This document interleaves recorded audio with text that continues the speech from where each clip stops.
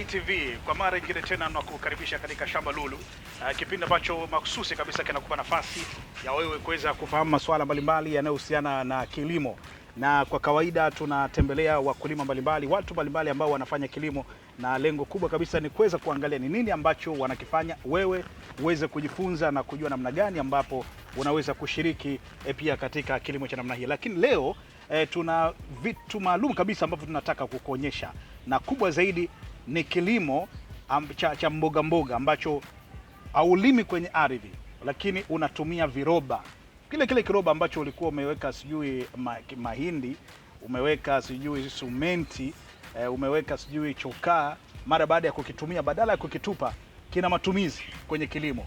Na kubwa zaidi utapata nafasi ya kuweza kufahamu mengi kuhusiana na kilimo hiki, na tuko na mtaalamu ambaye ni mtaalamu wa kilimo hiki. Inaweza kaa kwako ni kitu kipya, kwa hiyo utajifunza zaidi na uweze kuona kwamba ni nini ambacho unaweza kukifanya. Na kubwa zaidi nimedokezwa hapa na mlimaji wa kilimo hiki kwamba kilimo hiki unaweza akihitaji eneo kubwa, na pia unaweza ukakilima hata ukiwa nyumbani. Ni mahususi kabisa kwa nyumbani, kwa hiyo badala kupanda maua, kupanda nini, unaweza ukapanda kilimo cha namna hii. Mimi ni Abdallah Mwaipaya na mwenyeji wetu leo hii hapa ni Selemani Bishagazi. Habari za saizi? Asante sana. Bwana, kwanza unaweza kutuambia kuhusiana na kilimo hiki? Kwanza mazao ambayo yako hapa shambani ni mazao gani? Hapa mazao yako shambani hapa kwa sasa hivi ni bamia.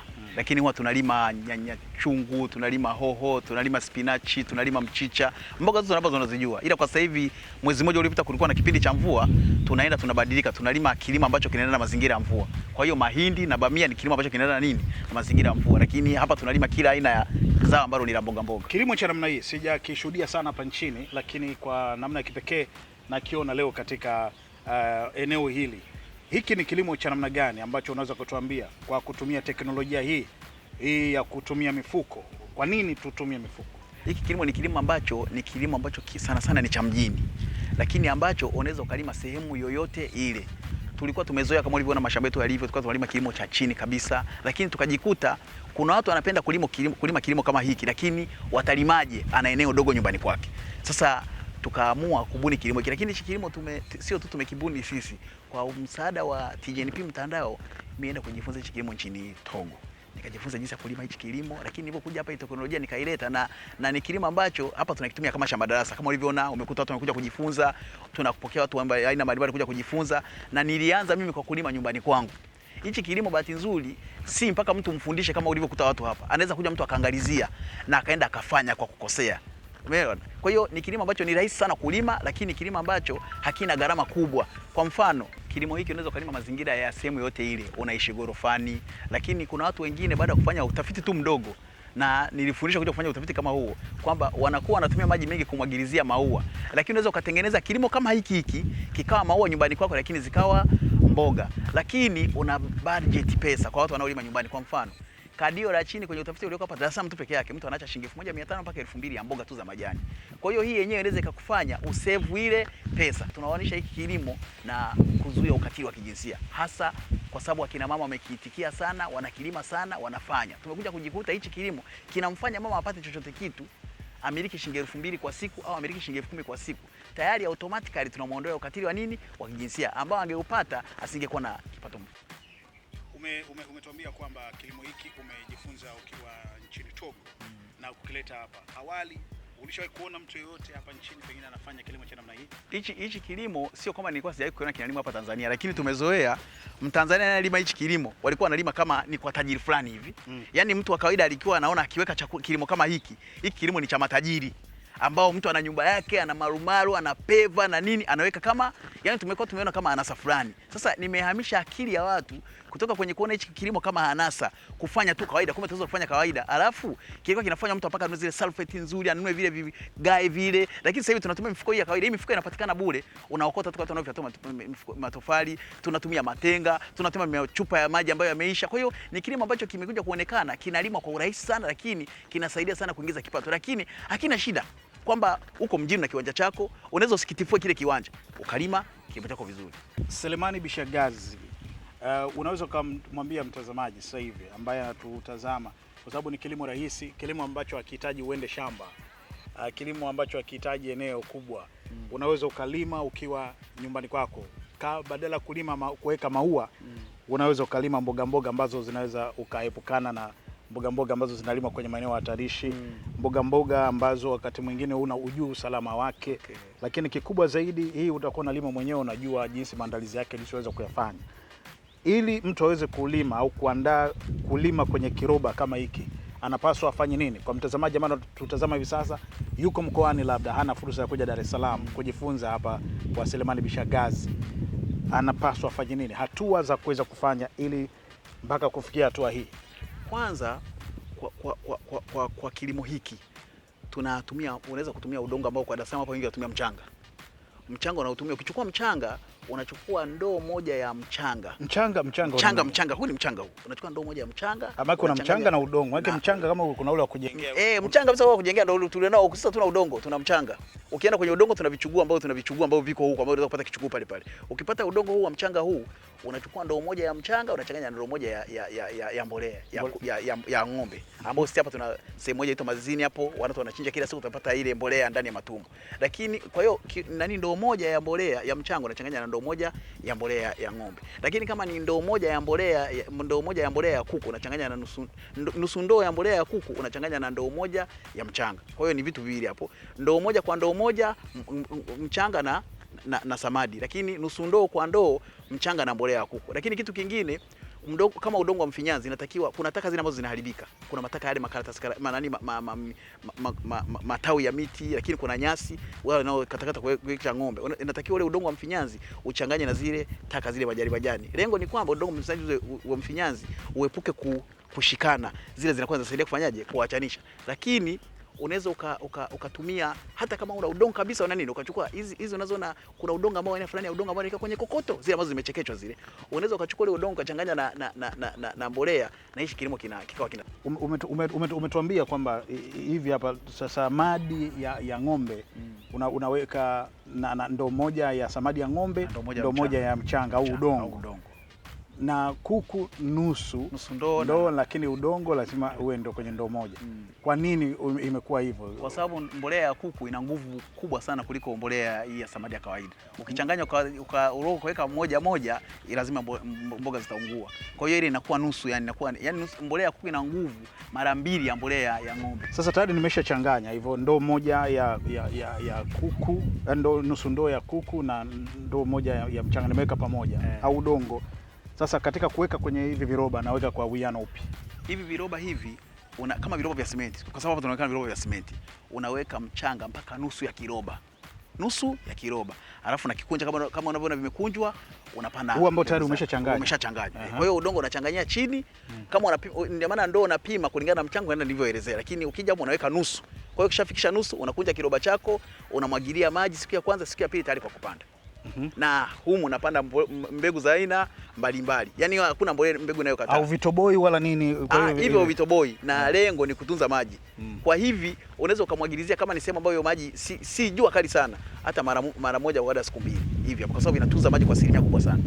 Sasa tunaamua kupanda. Tunapopanda unaoteshaje sasa vitu kutoka huku, kwa sababu upande huku naona kuna mahindi, lakini huku naona kuna bamia, na umesema kwamba unaweza kupanda mboga ya aina yoyote ile au mmea wa aina yoyote na ukastawi ukakua. Tunapoangalia ule utaratibu sasa, mara baada ya kuchanganya, kwa mtu ambaye anatazama hivi sasa, anawezaje kufahamu ni nini anachotakiwa kufanya? Kwa mfano tunapanda bamia, unafanyaje? Umeona hapa kwamba unakuta kuna mashamba mazao mbalimbali. Hili ni shamba ambalo ni shamba darasa, ambalo tunapanda watu wakija kufanyaje, kujifunza kwenda kufanya kwao. Na bahati nzuri leo umekuta watu wanakuja kujifunza kwenda kufanya kwao. Lakini kitu cha pili, hapa ukipomaliza kuandaa ule udongo, unapanda kawaida sana kama ulivyokuwa unapanda kijijini. Umeona, haihitaji utaalamu wa kwenda unachukua mbegu, kama ni mbegu za maboga, unaweka mbegu kama hiki kiroba kimoja kinaingia mbegu 5 za maboga. Kunde mbegu 5. Umesikia? Lakini humu unaweza ukachomeka mbegu 5 afu ukachomeka tembele hapo. Tembele likaota, ukala yale maboga yale, alafu baadaye zile matembele yale ukaendelea kuchuma. Lakini ukachomeka matembele hapo, ukamwaga mchicha, alafu ukachomeka humo hindi. Mchicha ukaliwa siku 19, maboga kaliwa siku 21, hindi likaja kuliwa kwenye mfuko mmoja. Kwenye mfuko mmoja. Kwa hiyo hii ni eneo ambalo ni dogo, lakini unaweza kupanda mazao mbalimbali. Unaweza humu ukaweka kama unavyoona bamia humu. Humu kulikuwa na mchicha. Tayari mchicha ushavunwa, bamia zimefanyaje? Lakini sasa hivi hapo panaweza hapo pembeni kapanda kabisa kunde mbili. Zikaota ngale kunde wakati nakula. Kwa angalia mazao ya muda mrefu na yale ya muda mfupi na hii ni ya mtu ambaye yani kilimo cha watu maskini. Yaani maskini, si maskini wa eneo. Lakini hata mtu wa kawaida sana anaweza akafanya kalima na akapata kipato anaweza kukipata. Ndio maana unaona unaweza ukapanda sehemu moja mazao aina mbalimbali. Kuna watu familia nyingine tumesema tu kuweka kipato, lakini mwingine anaweka hata mboga. Lakini kwa kuna uwezekano wa kuweka viroba tu 20. Anaweza akapanda mazao si chini ya 6.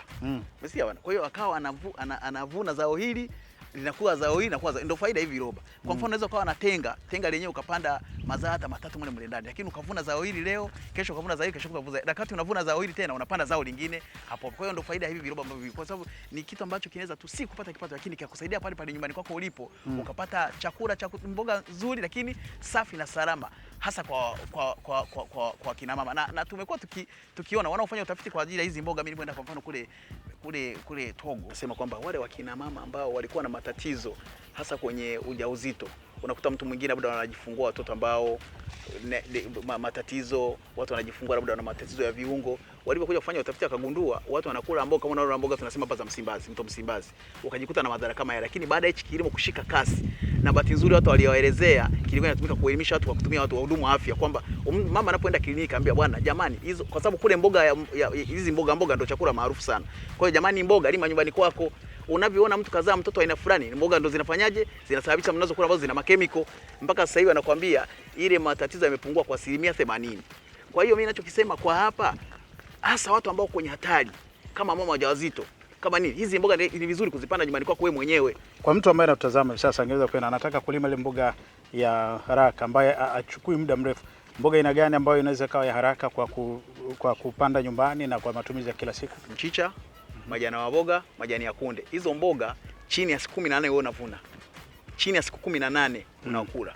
Kwa hiyo ni mboga ambazo ni rahisi sana, yani unapanda na unakula kwa haraka sana. Hapa tunaona kitu ambacho tunacho hizi ni bamia.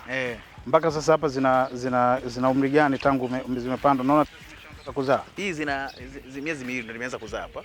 Mwezi wa 2 na nusu hivi, baada ya wiki moja naanza kuvuna.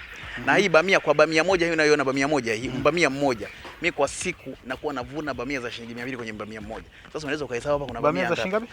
200 kwenye bamia mmoja. Shilingi ngapi? 200 kwenye hili 21 hili. Sasa unaweza ukazidisha, imagine kama una eneo lako hili na bamia kama hii 3000. Alafu kila bamia unatoa bamia shilingi ngapi? 200 bamia. Usichukue 200 uzidishe mara 3000, ni shilingi hapo unaingiza kama kijana ukiwa nyumbani. Na katika hii labda ukuaji wa bamia, labda uweze kutuambia, kwa sababu ndio zao ambalo tumelikuta liko hapa. Utayarishaji wake ukoje? Utaratibu ni kupata mbegu za bamia, kuchanganya udongo kama mchanganyo ule ambao nilisema awali, na kuchukua hili, unaona hichi kiroba kimoja hivi, unapanda mbegu 2 za bamia. Ila zikishaota unaweza kaamua kama eneo lako ni finyo kabisa halijatanua kama hili, ukabakisha bamia hii moja. Kama eneo limejimwa kama hivi, ukabakisha sehemu nyingine 2, sehemu nyingine bamia moja, na zinakuwa tu bila shida yote hii. Kila hapa nimeona umeweka moja. Kuna zingine ziko 2. Na hii kwa sababu hii ni shamba darasa, namfundisha mtu kwamba unaweza kuweka 2 na kuweka moja. Akija hapa aone sehemu nyingine kuna 2 na sehemu nyingine kuna moja, hizo zinafanyaje? Zinakuwa na hali ile ile ilivyo. Kwa hiyo kuna kama eneo liko vizuri, mbili unapanda bila shida yote, na hewa ya kutosha kama unapanda. Lakini kama nyumbani kwako tu kumejibana, uweke bamia moja ipate kupata yenyewe. Na watu inachukua muda gani bamia mpaka ukaanza kuvuna? Miezi 2 na nusu. Miezi 2 na nusu. Hapa bado wiki moja tuanze kuvuna, kwa sababu naona tayari bamia zenyewe zimekwisha. Bamia moja inaweza kama hii inaweza ikatoa ngapi? Yaani nimekwambia bamia moja mche mmoja kwa siku natutoa bamia za shilingi 100 hizi. Ndio zinaweza zikatoka kama ngapi bamia? Bamia kama bamia? Zinaweza kutoka bamia hata 80. Kwa sababu wewe unakuwa mpaka unakufika kichwani kwako wewe hapa. Na chuma unapanda mpaka juu. Ni rahisi sana kukilima kwa mjini. Alafu unaweza ukawa na eneo lako tu limekaa, labda hujaanza kujenga, unaweza ukalima, lakini unaweza ukahama nacho. Umesikia? Ukawa sehemu unataka kuhama, labda kuuza eneo lako, kilimo na beba unaondoka nacho kilimo chako. Hii haina shida. Unavyohama na beba unahama na kilimo chako. Kwa hiyo ni rahisi sana kufanya popote pale, na ni rahisi sana kuhama nacho. Alafu ukipiga mahesabu hata ya eneo ukaona labda kujenga, unaweza kanunua kiwanja, kwamba kujenga nyumba wapangaji watanisumbua, ukajenga kwa kilimo hiki cha viroba. Yaani faida hiyo unaipata kwenye vyumba, ukajikuta hata hela inakuwa mara 2 ya hivi viroba. Kwa hiyo eneo lako unaweza ukalitumia tu na haliharibiki. Kama ulivyoona, hatuharibu ardhi sisi, kiwanja chako kipo, siku kiamua unaweza ukatoa mboga zako kauza kiwanja, mboga zako hamia unapohamia huko. na unabeba unahama nalo shamba lako. Mtazamaji, unaona mambo hayo, unaweza ukahama, yani una eneo dogo nyumbani au hata umepanga umelima kilimo hiki, unahama leo unamia nyumba nyingine, unahama na mazao yako, unaenda unaendeleza huko na utakuja baadaye unavuna, tofauti na kama ukialima kwenye ardhi kwamba ukihama ndio basi acha uyaache watu wengine wale ama baadaye uyarudie. Lakini pia hata unaweza kaenda mkoani pia, sio? Unaweza kaamua hata kuhama na kilimo chako, ukaenda mazao yako ambayo umealima ukaenda huko na ukaendeleza. Lakini nikwambie faida nyingine kwa nyumbani. Hii ni darasa tosha kwenye familia. Kwa mfano, kama una mtoto mdogo kazaliwa, mchanga, kakulia pale nyumbani, kaanza kutambaa, anaona zile mboga. Anaona mama anatoka anaenda kumwagilizia. Anakuwa anaenda shule anaanza kumwagia kile kilimo. Automatically huyu mtoto atakuwa akijua hichi kilimo. Baadaye ya kwenda kumfundisha darasani si wapi huko. Akawa pale nyumbani. Kiasi kwamba hata ubinti tumekuwa tukishuhudia mtu anapoachishwa kazi ndio anaanza kutafuta nitafanya nini. Mtu labda sasa hivi tunasema kutumbuliwa na anapoanza kutafuta nitafanya nini. Lakini binti huyu kijana huyu anayekuwa akiwa analima kilimo kama hiki, tayari anakuwa akiwa mjasiriamali. Akiolewa au akioa, tayari ni ajira nyumbani kwake. Kwa hiyo hiki ni darasa tosha nyumbani kwako. Yaani unaja hata kuambia watoto, ili wanavyokuona unachanganya, anakuwa mpaka afikie form 6 afikie chuo huko, hawezi kurudi mtaani akasema sina ajira. Nini ambacho kimekufanya ulienda Togo ukapata mafunzo ya kilimo hiki, na nini kimekusukuma ukaamua kukianzisha hapa nyumbani? Kwanza kilimo hiki mimi nilitaka binafsi kuonyesha vijana. Umesikia bana kwamba unaweza ukatafuta kipato hata kama hujaenda shule, lakini ukapata kipato ngana mazingira ambayo yanakuzunguka. Hawa wanaolialia kwamba ajira hamna. Kitu cha pili, tunaonyesha hii na ukatili wa kijinsia, kwa sababu hichi kilimo sana tunawezesha mwanamke, wanaojifunza wanawake wanaiwezesha kiuchumi. Tunaamini ukimwezesha mwanamke kiuchumi akajua kulima na kuzalisha, unamepusha na ukatili wa kijinsia. Automatically moja kwa moja hicho kinaeleweka. Lakini kilimo hiki hakiishii hapa. Kuna watu wanakuja hapa kujifunza, alafu waenda kufanya sehemu nyingine makwao. Kwa hiyo hiki kilimo ni darasa ambalo sasa hivi Tarime wanafanya, sasa hivi Morogoro wanafanya, sasa hivi tunavyoongea Mbeya wanafanya.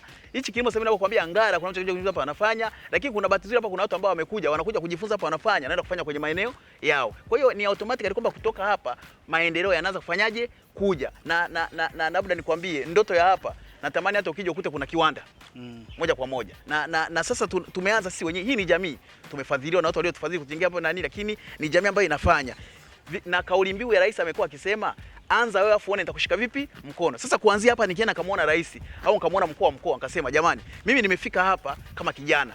Baadaye tumekuwa na kikundi ambacho kinafanya kazi sasa ya ujasiriamali, tutoe elimu ya ujasiriamali. Lakini anatushikaje mkono sasa kuwa tuna kiwanda? Kwa sababu mwisho wa siku hapo tunataka kuchakata, kuzalisha vitu. Kwa hiyo tumeanza sisi wenyewe kama jamii. Alafu sasa tupande tuende kwa serikali tuone sisi tunaweza tukafanya nini, serikali itakayosupport vipi. Unatoka kwenda kuisambaza kwa vijana wengine, kwa watu wengine, kuhakikisha kwamba anafanya mbali na wale ambao wanakuja kujifunza hapa kwenye kituo. Mimi natoka sana na hapa ni kama nilivyokuambia juzi, nilikuwa Mbeya kutoa hiyo elimu. Nilikuwa Serengeti kwa mwaliko wa mbunge wa Serengeti Catherine Ruge kwenda kutoa hiyo elimu. Kwa hiyo na sehemu nyingi tu wanakuja hapa. Juzi walikuwa vijana wanaoshiriki semina za jinsia TGNP mtandao walikuwa hapa wiki nzima. Lakini madiwani wa mkoa wa Dar es Salaam wameshafika hapa wote, wanawake kuja kujifunza hapa. Nimeshaenda kutoa elimu na mbunge hapa tuko kwenye mpango kwenda kutoa elimu na diwani wa Kigamboni viti maalum Mkuranga. Kwa hiyo hii elimu inasambaa, sio tu inakaa hapa na ndio ilikuwa lengo letu kwamba hata ikuta hapa kitu ni kidogo lakini kimefanyaje, kimesambaa, kinaenda sehemu tofauti. Na ndio lengo, kwa sababu hii haina kwa vijana tunasema haina rongorongo. Unakusanya udongo, unaweka mbolea, unafanya kitu gani kwa vijana wa rika zote, lakini pia kwa jamii nzima ambayo inatazama hivi sasa nchi nzima, sio kwa watu wa Kipunguni ama wa Dar es Salaam peke yake, kwa sababu umeshaanza kutoka na kwenda Mbeya. Una wito gani kwa jamii nzima? Mimi nasema kwanza kijana lazima kwanza uonyeshe unafanya nini. Umesikia? Hakuna viti maalum kwenye maisha. Viti maalum yani hakuna, na hakuna lift kwenye maisha. Lazima uonyeshe unafanya nini afu watu uone utaenda wapi sasa. Lakini uonyeshe unafanya nini. Kitu kingine kwa viongozi, mimi nashauri watu ambao tumeanza kama sisi, siamini neno la kushikwa mkono, lakini tutengenezewe fursa. Tuonyeshwe, yani tutengenezewe fursa, tusiwe na vikwazo. Umeona? Kwa nchi nyingine mimi level ambayo tumefikia hapa, tulianza mmoja, sasa hivi tuna kikundi na tuna vitu vingi hapa. Tumefadhiliwa, watu wa Cross wametufadhili mradi wa kuku. Kwa hiyo natamani sasa serikali ianze kuona ikitutumia watu kama sisi, grupu ambalo nalo hapa la walimu, ikatutumia sisi, tunaweza kuelimisha vijana wangapi? Kwa mfano, watu wanapigana sasa hivi hawana ajira. Kumbe serikali kwa mfano ikiwekeza kwetu sisi, tukaenda kwenye watu wanaomaliza labda mafunzo ya mgambo, tukapa mafunzo haya, tukalipa gharama ndogo tu, tayari kwenye jamii hatukutakuwa na kelele za ajira. Vinginevyo, na hii ndio ajira automatically. Yaani kwa Dar es Salaam tu watu wanaokula mboga ni watu wangapi? Huwezi ukatosheleza. Na baada sijauza nchi ya nje. Kwa hiyo mimi nilichokuwa nakiomba, serikali ione juhudi ambazo sisi tunazifanya kama vijana ambao tumeanzisha kitu ambacho kinaonekana.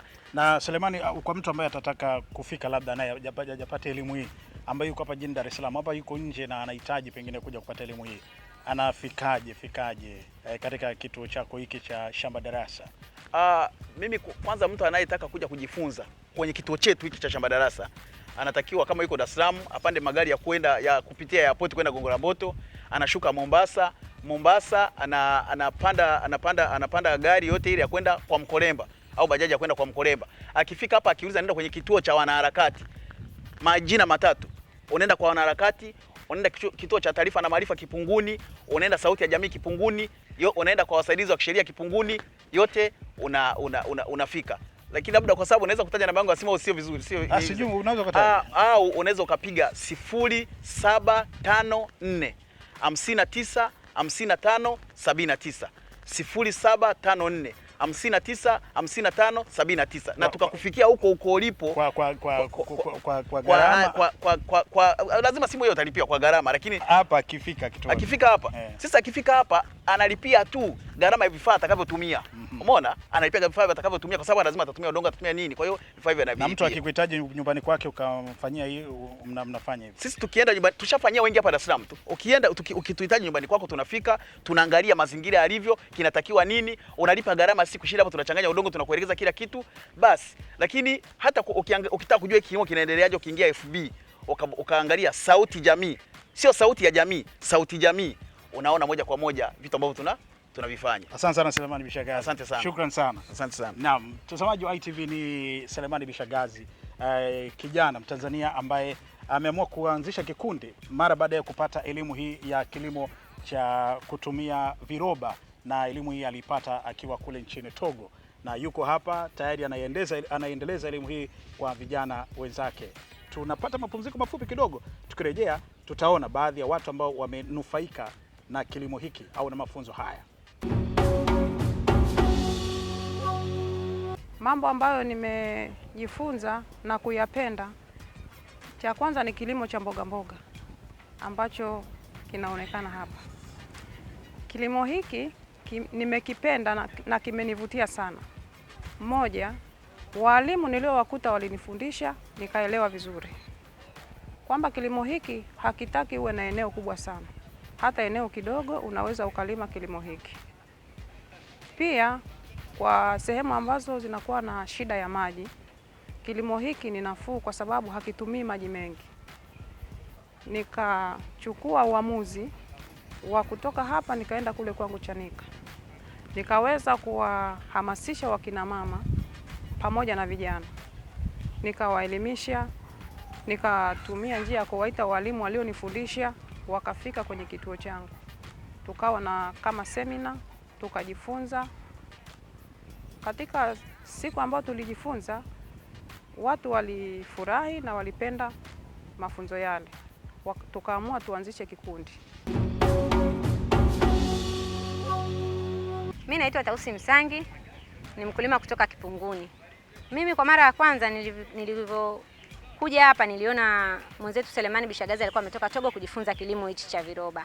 Alipokuja hapa alitupa elimu sisi kama sisi. Baada ya kutupa elimu, mimi kitu cha kwanza nilienda kufanya mwenyewe nyumbani kwangu kama majaribio. Zao la kwanza ambalo mimi nilijaribu kulima nyumbani kwangu ilikuwa ni nyanya chungu na bilinganya na hoho zile. Lakini wakati napanda nilikuwa sina imani sana na hivi viroba kwamba vinaweza vikaweka mmea wangu ukakua vizuri kama vile ambavyo nilikuwa nikiotesha chini kwa mara ya kwanza. Lakini nilivyojaribu kwa mara ya kwanza, nikaelekezwa, nikachanganya udongo vizuri kwa kiwango na nikapanda mimea yangu kama nilivyoelezea kwamba nilipanda hoho, bilinganya na nyanya chungu. Baada ya siku kama 5 nikaona zinachipua. Baada ya kuchipua nilitia mbolea, zilivyoanza kuwa na majani yale 3-4 nikawa na matumaini kumbe naweza nikapata. Lakini wakati napata matumaini yale nikaona nimepata hii elimu nimeifanya mimi mwenyewe nyumbani kwangu, lakini sijaona kama inatosha. Niliambukiza na wenzangu 2-3 kwa pamoja tupate kwamba hapa mimi nimefanya imetoka. Na baada ya siku 20 mboga zangu zilianza kutoa maua na nilipata hoho nyingi sana, na baadhi ya picha ambazo ninazo nyumbani kwangu unaweza kuona nilivuna vizuri. Kwa hiyo hichi kilimo kinafaa na ni rahisi kwa wakazi wa Dar es Salaam na sehemu zingine, ambazo wote wakiweza kukitumia vizuri kama nilivyokitumia mimi kitakuwa na manufaa kwao. Kwa mfano, labda kuna watu ambao nyumbani wamezoea kuotesha maua tu peke yake, lakini kwa kutumia kilimo hichi cha viroba unapanga pembeni, unapata mboga salama. Kwa hiyo mimi niliweza kutumia kilimo hichi nikapata hoho, bilinganya, yani kama tuseme viungo vile muhimu vya mboga ambavyo ni safi na salama, vilikuwa havina madawa yoyote. Kwa hiyo nilinufaika sana, na mpaka leo natumia mboga ambazo nalima mwenyewe nyumbani kwangu, na niliendelea kulima na mboga zingine tofauti tofauti.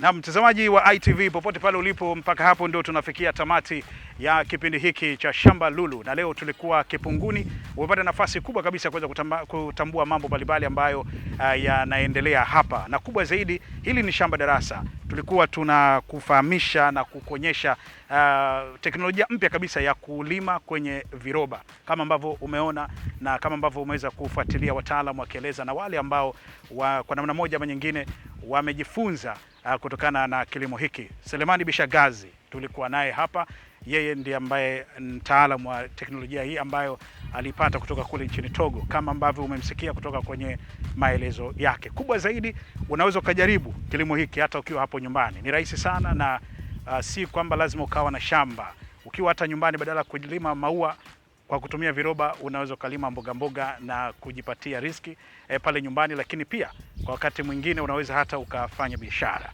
Hadi wakati mwingine tena, mara nyingine tena, mimi ni Abdallah Moipaya na kuaga moja kwa moja kutoka Shamba Lulu, kutoka hapa Kipunguni. Kwa maoni na ushauri tuandikie kupitia info@itv.co.tz. Hiki kinapatikana kwenye tovuti ya www.itvpopote.com.